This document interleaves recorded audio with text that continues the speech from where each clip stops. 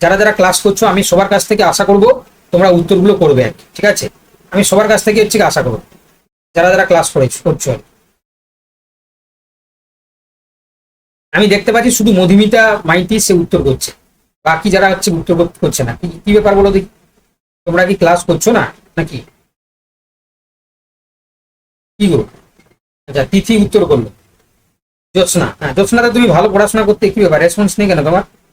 তাহলে এটা কিন্তু যারা যারা অপশন বি বলেছে একদম সঠিক উত্তর, তাই না? তাহলে এখানে হচ্ছে কি তোমার সি হবে না, কারণ আমরা থিওরি পড়ানোর সময় বলেছিলাম যে বিশেষ প্রজাতির হচ্ছে কি পাহাড়ি ছাগল, তাদের থেকে আমরা পশমিনা শোল বা তোমার হচ্ছে কি যেটা লোম বা উল থেকে সেখান থেকে তৈরি করি, ঠিক আছে? অপশন বি এখানে লেখা আছে বাবা, দেখো লাদাখের চরম শীতল জলবায়ুতে বেঁচে থাকার জন্য এক বিশেষ ধরনের পাহাড়ি ছাগল, যে বিজ্ঞানসম্মত নাম কেপরা হিরকাস, তাদের হচ্ছে কি অত্যন্ত নরম এবং হচ্ছে কি তোমার লোমের আস্তরণ তৈরি করে।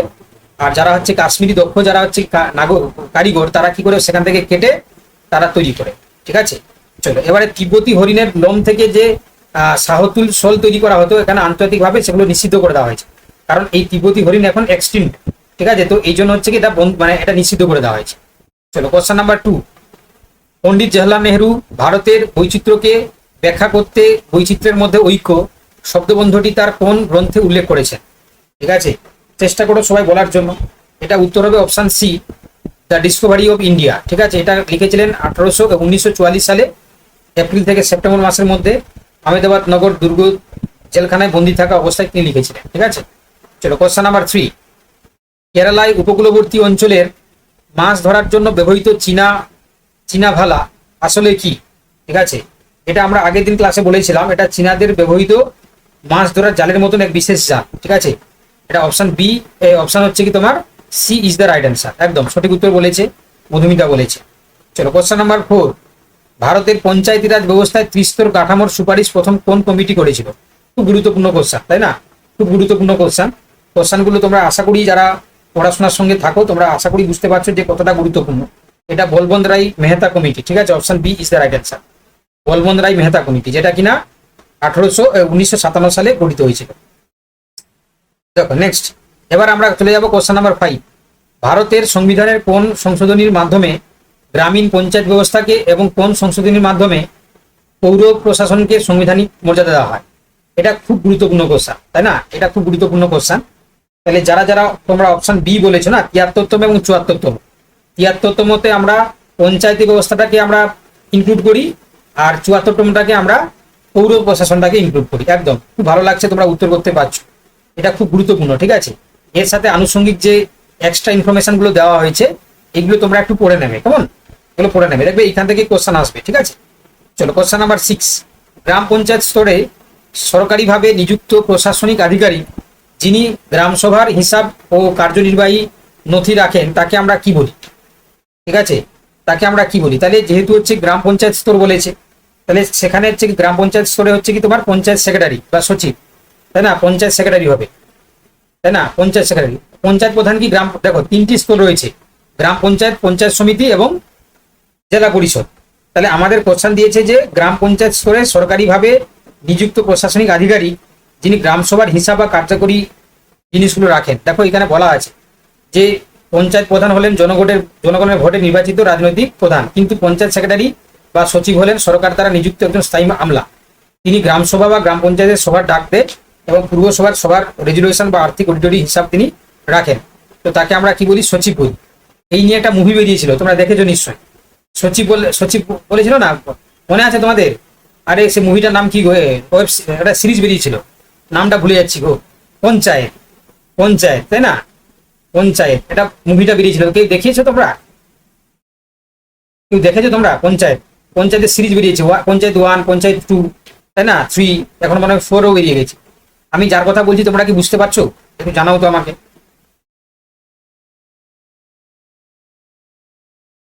আরে তোমরা কি বুঝতে পারছো না বুঝতে পারছো না? যা, আরে যে পঞ্চায়েতের মুভির কথা আমি বলছি, ওয়েব সিরিজ, সেটা কি তোমরা বুঝতে পারছো না বুঝতে পারছো না? দেখেছো কেউ? না নাম শুনোনি তোমরা? নাম কি তোমরা শোনোনি? তাহলে দেখবে সেখানে যে হিরো, যাকে হিরো দেখানো হয়েছে, দেখবে মেয়েটার বাবা তাকে সবসময় বলতো না সচিব, সচিবজি সচিবজি বলতো না? মনে পড়ছে? আচ্ছা, দেখো এবারে বলেছে বড় বড় মহানগরের স্থানীয় স্বায়ত্তশাসন সংস্থা বা পৌর নিগম এর রাজনৈতিক প্রধানকে কি বলা হয়? এটা তোমরা সবাই পারবে। পৌর নিগমের ক্ষেত্রে মেয়র বলা হয় বড় বড় মহানগরী। আর নর্মালি এমনি শহরের যে যে থাকবে তাকে পৌরপিতা বলা হয়, মানে পৌর প্রধান। এটা নর্মাল যদি হচ্ছে কি আমাদের ধরো মেদিনীপুর, তাই না, তো এখানে পৌর পৌর প্রধান। আর যদি কলকাতা হয়, পৌর নিগম যদি হয় তাহলে হচ্ছে মেয়র, তাই না। এটা যে ধরো কলকাতা বা তোমার হচ্ছে কি দিল্লি, মুম্বাই, এগুলোতে দেখবে মেয়র বলা হয়। ঠিক আছে, চলো নেক্সট কোশ্চেন নাম্বার 8।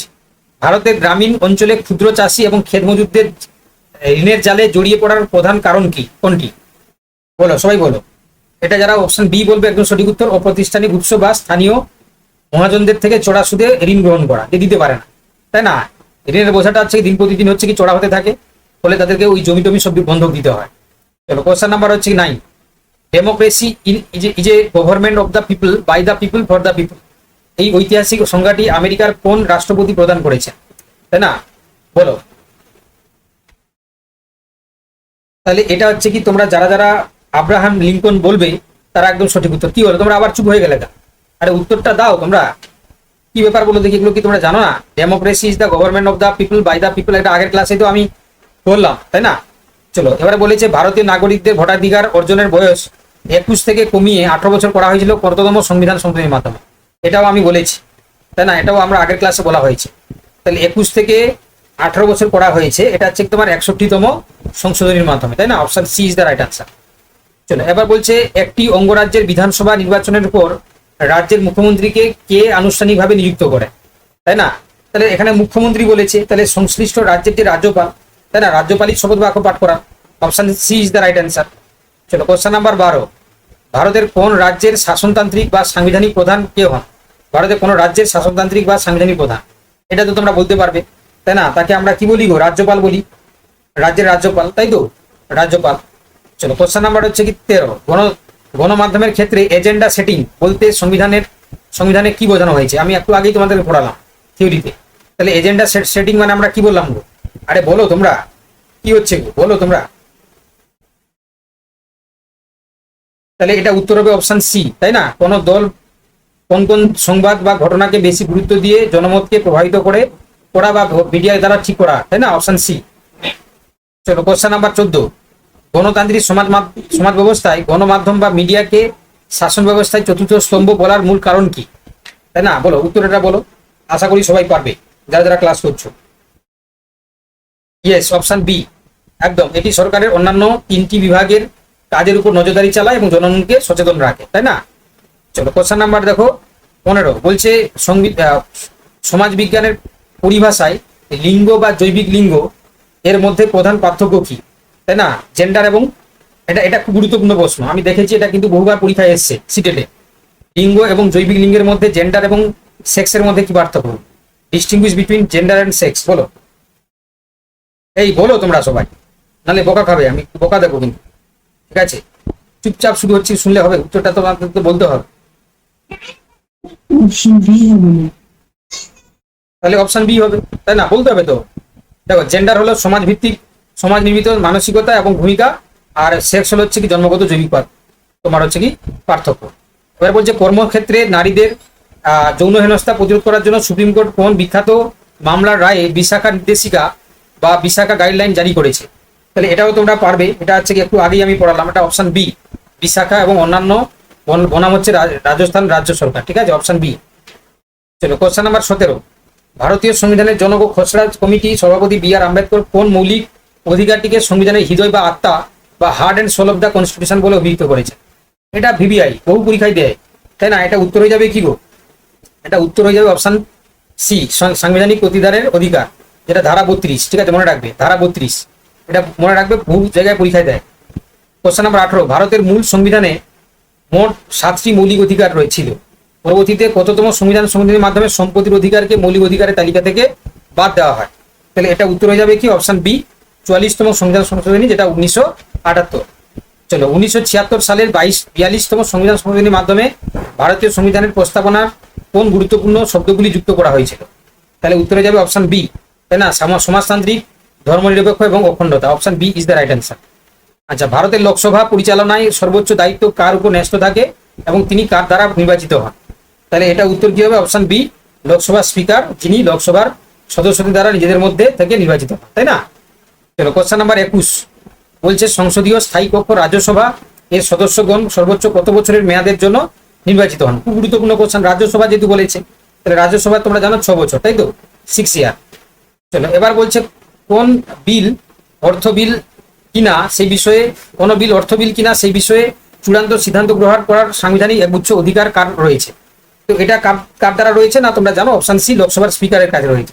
ঠিক আছে, লোকসভার স্পিকার। চলো কোশ্চেন নাম্বার 23 ভারতের সংবিধান বিচার ব্যবস্থার সর্বোচ্চ শিখরে অবস্থিত সুপ্রিম কোর্টের প্রধান বিচারপতি এবং অন্যান্য বিচারপতিদের কে নিযুক্ত করেন? তাই না? তাহলে তাদেরকে নিযুক্ত করেন হচ্ছে কি তোমার একদম, তাহলে কলিজিয়াম ব্যবস্থার সুপারিশে ভারতের রাষ্ট্রপতি, তাই না? Option C.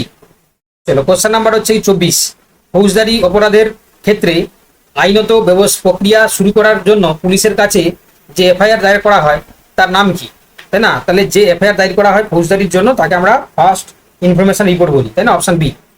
চলো কোশ্চেন নাম্বার 25 ভারতের বিচার ব্যবস্থায় যুগান্তকারী জনস্বার্থ মামলা এর ধারণায় জনক বা প্রবর্তক হিসাবে কাকে বলা হয়?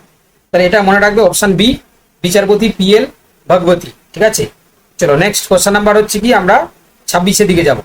ভারতীয় সংবিধানের কোন অনুচ্ছেদে বা ধারা অনুযায়ী প্রাচীন ভারতের কুখ্যাত অস্পৃশ্যতা থেকে প্রথাকে সম্পূর্ণ নিশ্চিত বা দণ্ডনীয় অপরাধ বলে মনে করা হয়েছে?